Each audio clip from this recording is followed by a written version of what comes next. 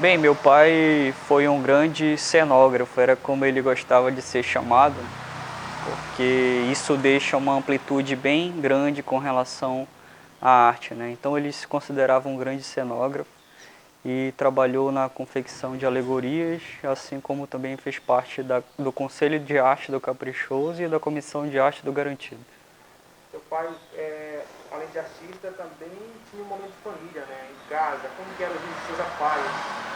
Bem, falar do meu pai é bem complicado em virtude do que aconteceu recente, mas assim, o que fica dele são as lembranças de um pai sempre presente, um pai que dava sempre uns ótimos conselhos e assim guiava a nossa família no rumo certo.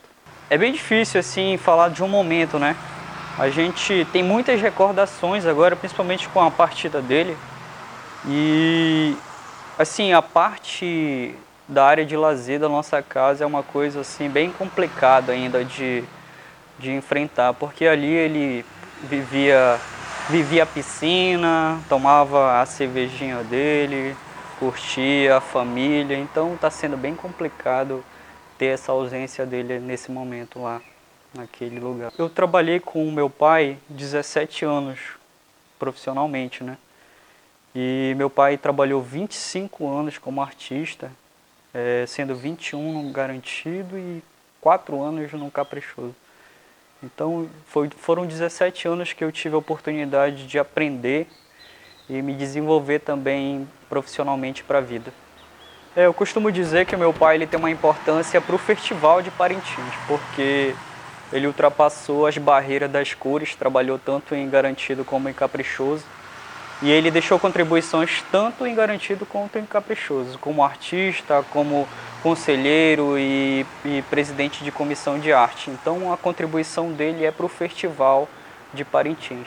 Ele sempre teve medo de pegar o Covid, até porque ele já tinha uma doença pré-existente, né?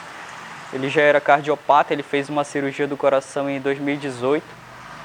E então ele sempre teve medo e até falava que se ele pegasse, realmente ele não ia resistir, entendeu? Mas assim, a ficha caiu realmente quando ele pegou, quando o vírus se aproximou da minha família, primeiro com a minha mãe. Minha mãe positivou, a minha mãe trabalha na linha de frente. Minha mãe positivou e a gente tentou fazer de tudo para que ele não pegasse. Isolou ele aqui nesse lugar onde a gente está. Ele passou 6 dias isolado aqui para ver se não tinha transmitido o vírus. E infelizmente ele positivou. Deu entrada em janeiro no hospital, dia 20 de janeiro no hospital. E a partir daí começou uma luta de mais de 40 dias. Meu pai ele entrou dia 20 no hospital de Parintins, passou 11 dias internado em Parintins. Dia 31, no dia do aniversário dele, de janeiro, ele foi transferido para Curitiba. Ele passou mais 29 dias em Curitiba. E assim, os primeiros 6 dias dele foram sozinho com a equipe do hospital, porque foi um voo da FAB, só iam mesmo pessoas com Covid, então ele passou os primeiros 6 dias sozinho lá com a equipe do hospital. O hospital mandava um boletim para a gente, ligava através de ligação, mas depois a gente resolveu ir para lá para aproximar essa questão do contato mesmo com a equipe médica, com os profissionais, para saber mais informação. E esse contato eu tive com ele. Eu fui daqui exatamente dia 6 de fevereiro, de Parintins, ao encontro dele. E por coincidência do destino aí, foi exatamente nesse processo da minha viagem que ele acabou sendo entubado. Depois de 6 dias em Curitiba, ele foi entubado. E aí começou uma batalha ainda mais forte. E quando eu cheguei lá, ele já tinha sido entubado. Então foi bem complicado. A partir desse momento eu já não tive mais contato com ele e foi mais de 29 dias de luta lá, sendo 23 entubado. Tive um contato com meu pai, né? Eu recebi um boletim muito grave dele e assim, aquele momento pra mim, alguma coisa falou pra mim que eu precisava ver meu pai, entendeu? Precisava ver meu pai e eu procurei a equipe do hospital, os psicólogos, falei para eles que tinha recebido um boletim gravíssimo do meu pai e pedi para eles resolverem, para eu ver meu pai, entendeu? Eu precisava ver, eu precisava falar com ele, e eles resolveram, prontamente resolveram. Eu tive essa oportunidade de entrar e falar com ele. Apesar dele já estar inconsciente, sedado, e estar já nessa luta que foi muito dura para ele, eu tive essa oportunidade de entrar e falar com ele.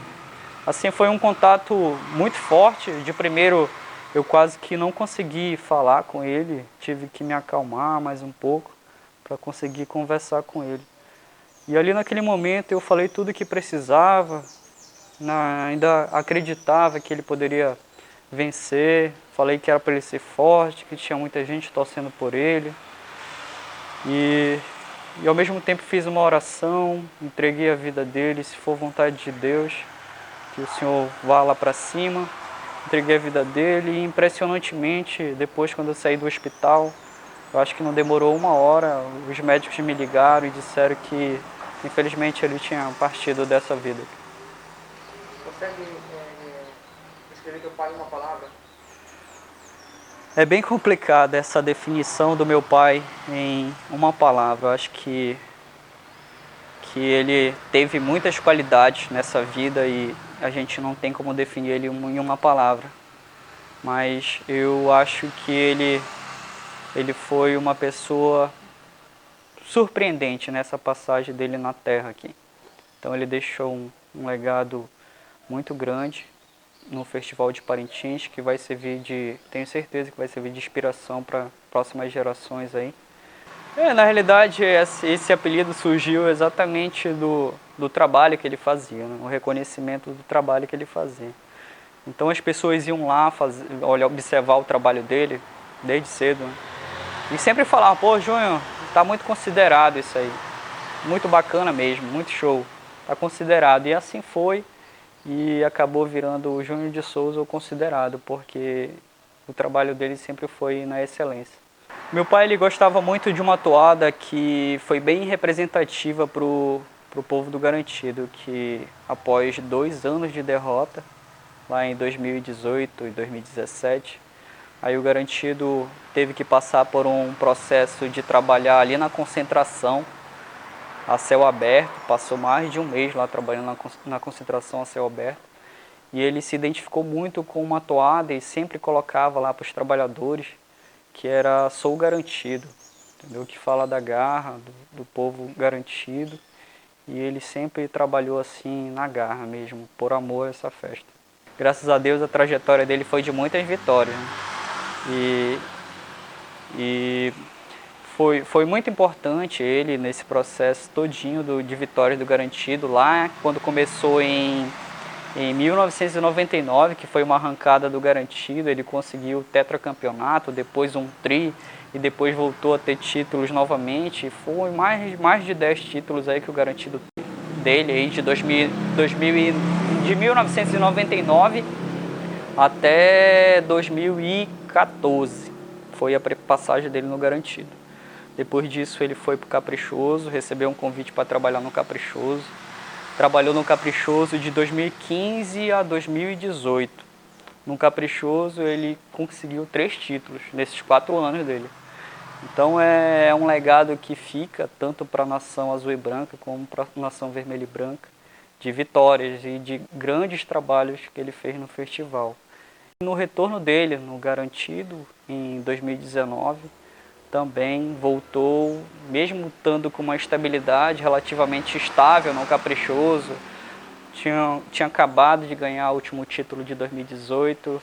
Mesmo assim, o amor dele pelo Garantido falou mais alto. Exatamente depois do retorno dele ao Garantido, em 2018, ele teve um problema cirúrgico bem grave mesmo. Precisou fazer 3 pontes de safena em Manaus.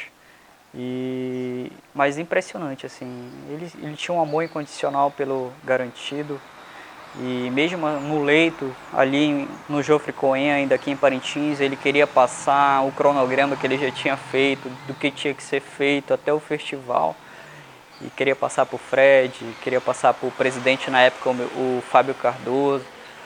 E assim, lá na cirurgia, depois da cirurgia já, ele queria voltar, já queria voltar trabalhando no Garantido.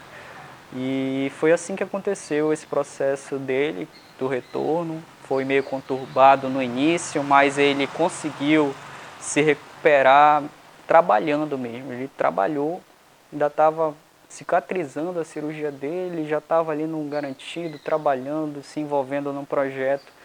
E ele conseguiu, acho que corresponder à altura, trazendo o título de 2019 por garantido, depois de 2 anos de percas. Fica o legado de um pai que deixa muitos ensinamentos para a família e deixa uma história fantástica para a gente zelar, porque a gente precisa fazer isso em memória dele, né? E assim, é isso que a gente vem fazendo, a gente vem tocando alguns projetos que ele deixou pendente, e essa é a nossa forma de agradecer por tudo que ele fez pela gente e dar continuidade na memória dele.